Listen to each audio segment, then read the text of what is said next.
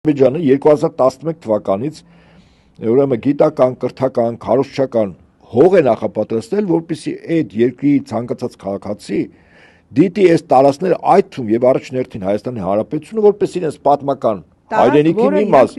ընդ որում իրենք իհարկե հիմա մտածում են, որ կայսրության իրավա հաջորդ են, մի հզոր կայսրության։ Մենք Տիգրան Մեծի ժամանակներից 2000 տարի անց է, բայց այնուամենայնիվ մեր ներսում ինչ որ մի բան կա, խոսում ենք, ասում ենք, այ Տիգրան Մեծի ժամանակները էսպես է եղել, հա, Հայաստանը էսպես, Տիգրան Մեծին աշխարհը ընդունել է էսպես եւ այլն։ Բա հիմա եթե մի փոքր հետ գնանք, ընդամենը 200-300 տարի առաջ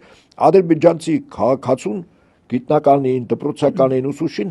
հիմնավոր փաստարկված աղբյուրները Վատիկան հիմնավորում են, որ դու այդ կայսրության ժառանգն ես, կայսրության իմպերիայի ժառանգն ես, եւ գիտեք, փաստորեն սրանից հետո, երբ Ալիևը նման հայտ է ներկայացնում, եւ ասում է, որ այս քաղաքները, տարածքները իմն է, դրա իրավաքաղաքական հիմքը իհարկե կեղծելով, Բաքու չի եղել, այս տարածքը չի եղել,